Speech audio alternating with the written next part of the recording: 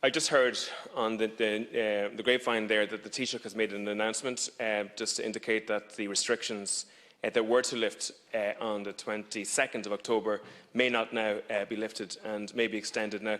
I hope I'm wrong if the Taoiseach is thinking along that direction, because of a number of reasons. And I know we're talking about the budget here, so I might just mention it in the context of the budget first and foremost. I understand, obviously, that this country has spent €41 billion in relation to COVID-related measures. Now, many of those were absolutely necessary. Many of those were lifesavers for families around the country. But the truth of the matter is, many of those weren't absolutely necessary.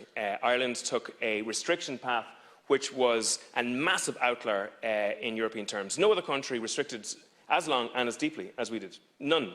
And all of them managed to find solutions to be able to function at some level. Absolutely, they locked down when it was necessary, they restricted when it was necessary, but Ireland was very inward, very insular in its approach, and went in a completely different direction than the rest of Europe. And if you look at the amount we've spent, for example, we have spent twice the European average in COVID-related elements within the state, and 4 times that amount for example, for countries such as France. And that has come at a massive cost. So we're rushing towards, unfortunately, a €270 billion national debt within the next 3 or 4 years, which is right now €50,000 per person is owed. Man, woman and child in the state. €100,000 per worker is owed currently in this state. Now, I've listened to a lot of the debate around the budget, and I don't know if any other political party has actually mentioned the fact that these two issues are related, and significantly related. So now we have the Taoiseach, and the Taoiseach was on News Talk this morning, and the Taoiseach said that he's going to go to NEFIT and he will discuss with NEFIT whether or not to extend the restrictions. Now, I was told, and it was reported in the media, that NEFIT was going to be wound up in mid-October. Is that a reversal of policy by the government?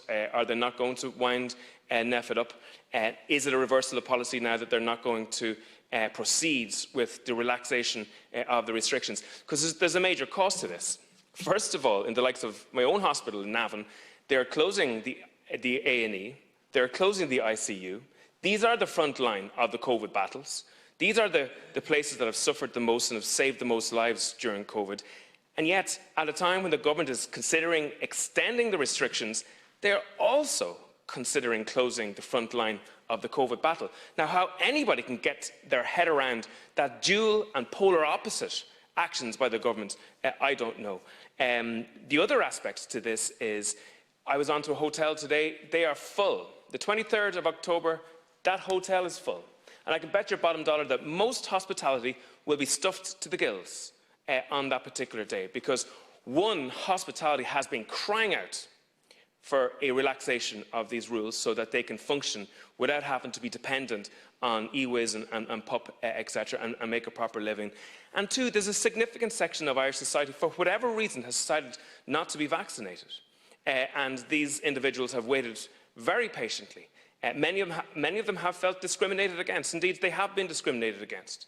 As a citizen, they don't have the same rights to people who are vaccinated at the moment. No, I believe every adult should be making that decision for themselves. But here we are now, where we're saying to a whole cohort of the population, 10%, at least 500,000, 600,000 adults in the States, that discrimination against them is now likely to continue potentially until Christmas. That has enormous mental health implications. Weddings, family events, etc., that have been organised post-October 22nd will now have to be radically altered if this is the case. So maybe if one of the ministers present might be able to articulate what the government's position is currently with regards to those restrictions, or whether or not they're going to extend them. I would urge the government not to. The government stated, Paul Reid stated, that when 70% of the adult population was vaccinated, that it would be okay then to lift those restrictions. 90% of the adult population are now vaccinated. Denmark lifted COVID restrictions in hospitality in May. This is October. I've listened to a summer of government TDs talking about the fact that they're looking into antigen testing. And in relation to antigen testing, there's nothing but tumbleweed currently happening from the government in hospitality and antigen testing. The vast majority of the European Union decided absolutely stay safe, be careful, be cautious.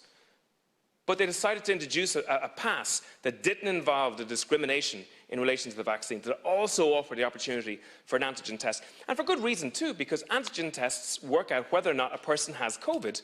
A person can have COVID if they are vaccinated. That person can be in ICU if they are vaccinated. There's no guarantee that they will not spread COVID.